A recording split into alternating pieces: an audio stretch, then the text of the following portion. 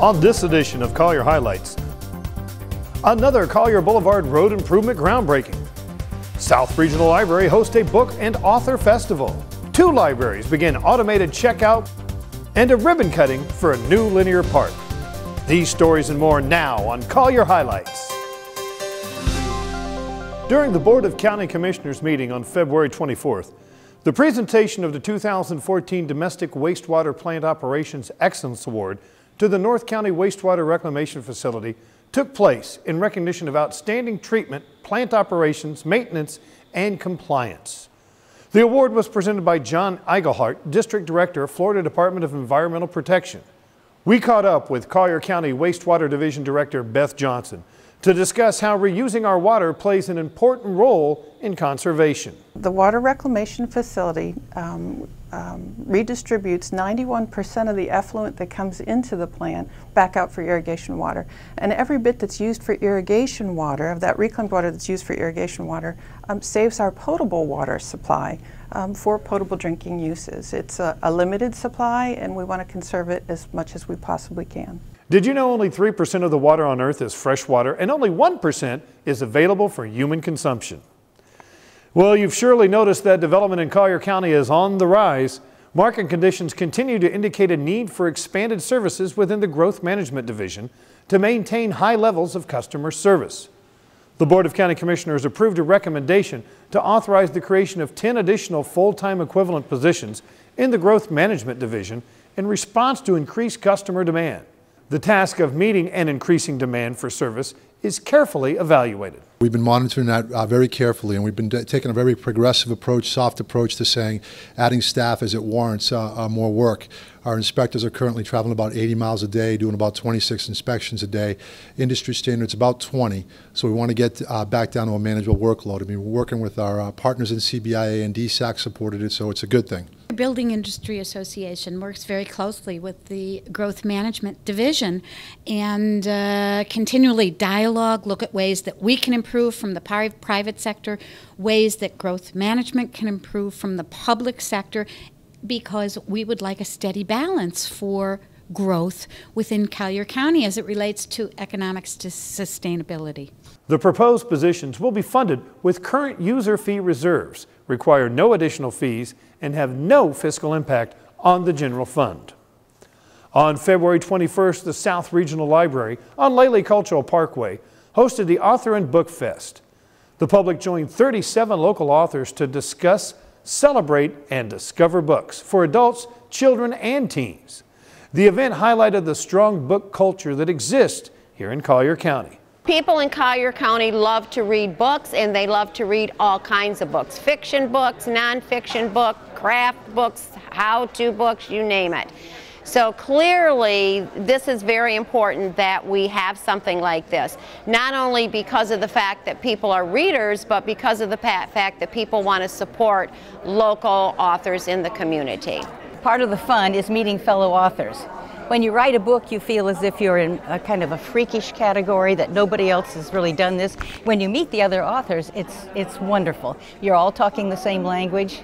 It's really a delight. For more information on other upcoming library events, visit collierlibrary.org. A completion ceremony was held on Saturday, February 21st for the Palm River Linear Park. The park extends along Piper Boulevard for approximately 1/2 mile between Palm River Boulevard and Cypress Way East. The park is the result of an innovative public-private partnership. Many residents in the area have long wanted a park for their community. They pitched an idea that was enthusiastically supported by Collier County government leaders and business leaders. Commissioner Georgia Hiller stated that this park is already inspiring other communities. This is a perfect example of a successful public-private partnership, and it is setting the standard for the rest of the community. Pelican Marsh wants the same thing. I'm serious. They've already lined up, they're knocking at Nick's door, and Nick is already calling me to get it done. Well, I want to congratulate you. You have enhanced your community. You have made it a beautiful place to live, and I am so proud of your accomplishments. I hope you enjoy this park. Local developer Jim Wallace donated a large portion of the land for the parks as well as sculptures. One of the statues that Wallace donated is in memory of a boy who passed away several years ago at a construction site near the new park. A groundbreaking ceremony was held for the much-needed Collier Boulevard Improvements Project from Green to Golden Gate Boulevards on February 5th. The project will 6-lane the current 4-lane roadway, which is a major north-south arterial. 3 major intersections, Green Boulevard, Pine Ridge Road, and White Boulevard, will be reconstructed, which will include the addition of upgraded traffic signals and new street lighting. Other improvements include a new bridge at Green Boulevard over the County Road 951 canal, on-road bike lanes, bus stops, as well as a multi-use pathway on the east side of County Road 951. I can't share enough with you how proud I am to be part of this project. This is our 5th installment of a 951 project in about 12 years. So if you look right now, we have 951 and 41 under construction. Recently completed 951 in Davis with the state, all participating with our friends with the state. 951 South, 951 North, and now we're working on the middle sections. The county has been resolute in committing to 951. We kept it in our long-range plan. We hope someday we can encourage Lee County to carry 951 all the way to the airport. We're fortunate to partner with FDOT in this project. Carmen Monroy is here. They've provided almost $8 million in funding from the state to get this project done. We don't get this done in a vacuum. Our elected officials are committed to getting our roads widened. I think they realize how important transportation infrastructure is to the success of the county and continued growth that we have. The $22.7 million contract was awarded to Community Asphalt. The project is scheduled for completion in early 2017. The Collier County Library System has successfully implemented a new self-check system at the Headquarters Regional Library and the Marco Island Branch Library. The system is the latest radio frequency identification technology that will allow patrons to easily check out various media without the aid of library staff. It really is as easy as it sounds. This new self-checkout machine by Biblioteca makes it easy for patrons to check their own book materials out. It has an RFID sticker inside of the book covers and all the media that we have, whether they're playaways, audio books, DVDs. They can all be self-checked out by patrons, and it's really easy.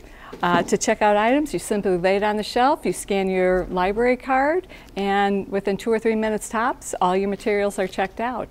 Patrons are really loving it here at the Marco Island Branch Library.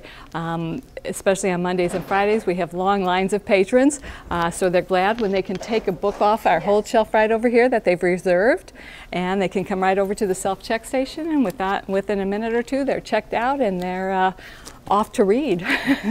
With this new system, staff is better able to provide more personalized service to each of our patrons by moving away from the circulation desk and into other areas of the library, providing one-on-one assistance. Come by and try out the new self-check system. Bicycle safety was the topic at the February 25th Bike Lane and Bicycle Safety Workshop hosted by the Pelican Bay Services Division Board. Commissioner Georgia Hiller was on hand to inform the attendees about the efforts that are being made legislatively to make the roads safer for all travelers. Joe Chickarell of the Pelican Bay Services Division explains that all parties must know their responsibilities in staying safe on the roads. The motorist has to know that pedestrians and cyclists have the right of way, and it's their responsibility, not to hit them. And on the roads, the motorist really has to keep a 3-foot distance when they pass a cyclist. And when a cyclist or a pedestrian is in a crosswalk, they have to yield and come to a stop if necessary. The cyclist has to appreciate the fact that a pedestrian has the right of way on our pathways, which are county sidewalks. And so they have to do the same thing. They have to signal a pedestrian well in advance that they're coming on, or actually stop their bicycle and let the pedestrian continue. So it's a matter of knowing your responsibility, whether you're walking, cycling, or driving a car. Afterwards, folks were treated to a free bicycle safety checkup by Naples Cyclery. For more information on bicycle safety, go to floridabicycle.org. On Thursday, February 26th, the University of Florida Extension Services held a gardening workshop at the Unity Church in Naples. This particular workshop focused on annuals versus perennial flowers and what works best in our climate. Jim Pugh from American Farms led the discussion, talked to us about the value of the series of these workshops. People that come here from up north and may not know the local environment, the soils, the water, and how to actually, garden successfully here. And hopefully the seminars that are given here each week will impart that knowledge so they have better success with their gardening experience. The University Extension Service offers several gardening workshops. For more information, visit their website, collier.ifas.ufl.edu. A trophy catch on Lake Trafford highlights the remarkable recovery of fishing at Lake Trafford. Commissioner Tim Nance made the announcement during the February 24th Board of County Commissioners meeting. Out at Lake Trafford, Mr. John Stewart of Alva caught an 8-pound, 2-ounce Florida bass out of Lake Trafford, which is the first trophy catch out of Lake Trafford since its restoration. And those awards are made by the Florida Fish and Wildlife Conservation Commission. The FWC recognizes those trophy catches. So that's a testament to our restoration of Lake Trafford. And maybe we can even convince Commissioner Henning to go freshwater fishing now that there's some big fish in Lake Trafford. Trophy Catch is an incentive-based conservation program designed for anglers who catch and release largemouth bass heavier than 8 pounds in Florida. You can always try your luck for a trophy catch on beautiful Lake Trafford by visiting Analesky Park, located at the end of Lake Trafford Road in Immokalee. Well, we've all seen the little flags that indicate that there is some kind of water pipe, electrical line, or television cable under the ground in an area where someone is going to dig. Hopefully, you've also seen the Call Before You Dig program that instructs you to call 811 before you dig. Collier County's Utilities Locate Division responds to those 811 calls to find and mark underground utilities. We spoke to Technical Support and Logistics Manager for Public Utilities about how the locate process works. 811 is a great program. It's mandated by Florida State Statute 556, and basically it's a program through the state that mandates anytime you're going to dig in the earth, you need to make sure you call 811. And what that does is it notifies anybody in the area that has a utility where you're going to be digging that you're going to be digging there, so they can come out and mark what's going on so that you can be careful not to hit a gas line or a water line or something like that. The people that use the locates the most are landscapers, because we do a lot of landscaping here in Southwest Florida, so anytime that you're potting plants or doing things with trees, you're digging, so you need to call. The second person is anybody doing excavation. So you see it in our road projects, you see it when anybody's building new houses, but even as a homeowner, you need to be aware, because if you've got a fence going in on your property and your contractor's going to be digging, they still need to use 811. Once a call comes in, the process of locating the underground utilities is a complicated 3-part process.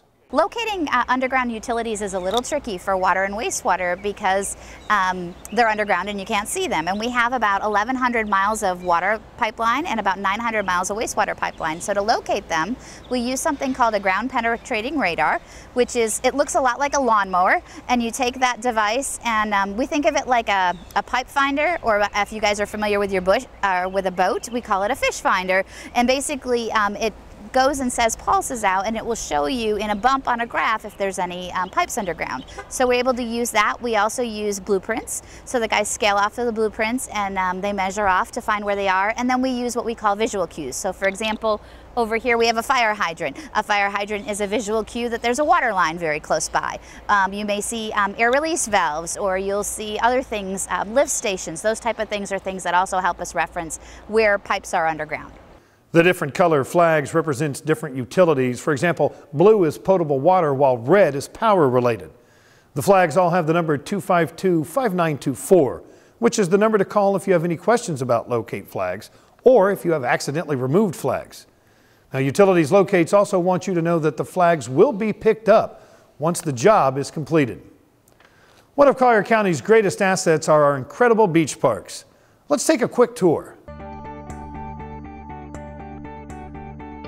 If there's one thing Southwest Florida is known for, it's our beautiful white sandy beaches.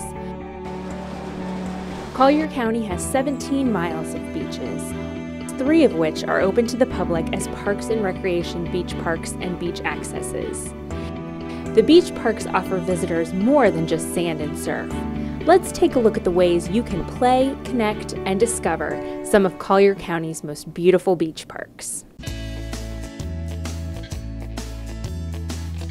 Barefoot Beach Preserve County Park is 342 acres located on the last undeveloped barrier island on Florida's southwest coast.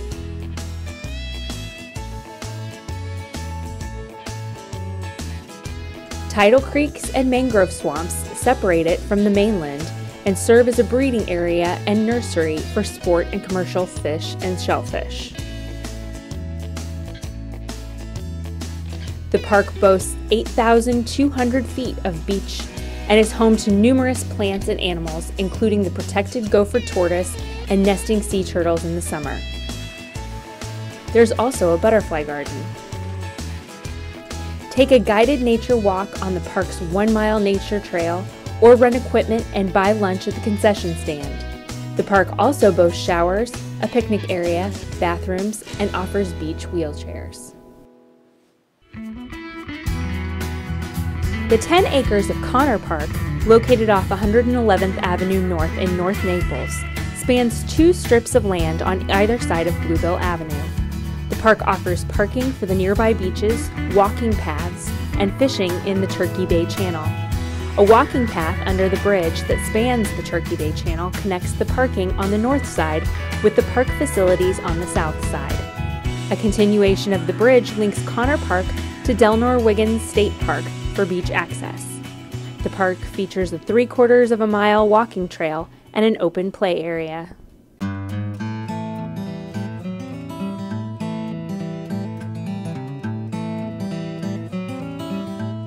There are fantastic views at Clam Pass Park. The boardwalk weaves through salt-tolerant red, white, and black mangroves and a tidal bay area that acts as a breeding ground for nursery and marine life.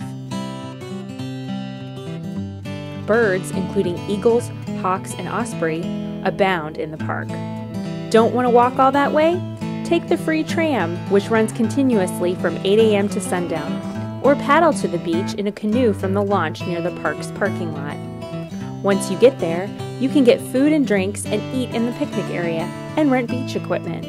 The park also has beach wheelchairs available, bathrooms, and foot showers.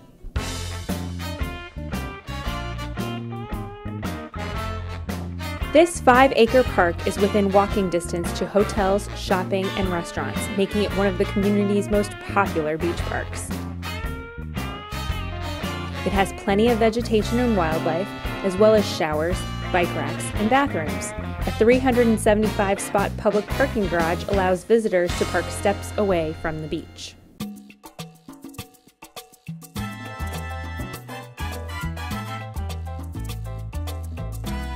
Tigertail Beach, located on Hernando Drive on Marco Island, is 31 acres that gives visitors a prime spot to see nesting shorebirds. Got kids? Children will not only have fun in the water, but can also use the playground, play on the sand volleyball court, or take a trip through the butterfly garden. A concession stand allows visitors to rent beach equipment and buy food and drinks, or you can bring your own food and grill on one of the grills in the picnic area. The park also features a bathhouse, 5 boardwalks, and bathrooms. Beach wheelchairs are also available. In addition to the 4 beach parks, Collier County has 3 beach accesses. Barefoot Beach Access, located 20 feet off Bonita Beach Road on Laley Barefoot Boulevard between Barefoot Beach Preserve County Park and Bonita Beach Park. The North Gulf Shore Beach Access is a walking path between the Seagate condominiums and North Gulf Shore Boulevard. The South Marco Beach Access, which can be accessed on a short walk across Collier Boulevard from a parking lot on Swallow Avenue, offers a sable palm-lined walkway between the hotels and condominiums of South Marco Beach. We hope you have enjoyed this tour of Collier County's beach parks. For more information, visit the Collier County Parks and Recreation Department's website. Now let's take a look at some of the meetings and events happening in March. The Collier County Museum hosts the annual Old Florida Festival on March 7th and 8th at the main museum on the corner of US 41 and Airport Road. For more information, visit colliermuseums.com. On Tuesday, March 10th at 9 a.m., the Board of County Commissioners will meet in the board chambers on the 3rd floor of the Administration Building on the corner of US 41 and Airport Road. Domestic Animal Services will be offering $20 off all cat adoptions for the month of March as a part of their St. Patty's Pals program. While you're at DAS, make a minimum $2 donation to the DAS Donation Trust Fund and they'll hang a shamrock in your honor. For more information, call 252-7387. Collier County Planning Commission will meet on Thursday, March 19th at 9 a.m. in the board chambers on the 3rd floor of the Administration Building on the corner of US 41 and Airport Road. The Collier County Libraries will be holding their spring book sale at the South Regional Library March 20th to March 27th. For more information and hours, call 252-7542. For all its railroad glory, the Naples Depot is also home to one of the area's largest and most impressive antique auto shows. Considered essential viewing for collectors and classic car buffs, this display features over 100 rare, beautifully restored automobiles, with examples dating back to the early 1900s. The event is hosted by the Naples-Marco Island region of the Automobile Club of America. The auto show will be held from 10 a.m. to 3 p.m. Donations requested. For more information, please call 262-6525. And the Board of County Commissioners will meet on Tuesday, March 24th at 9 a.m. in the board chambers on the 3rd floor of the Administration Building on the corner of US 41 and Airport Road. Now, if you want to review all or part of any county commission meeting, visit colliergov.net and click on the Video Archive section. Once in the Archive section, select the meeting you want to review. For BCC meetings, you can use the convenient drop-down menu to select and jump to any item you are interested in. For additional information on Collier County government, visit our Facebook page at facebook.com/CollierGov. You can also check out videos about county government services at the Collier Gov YouTube channel. That's all we have time for on this edition of Collier Highlights. Thanks for watching. We'll see you next time.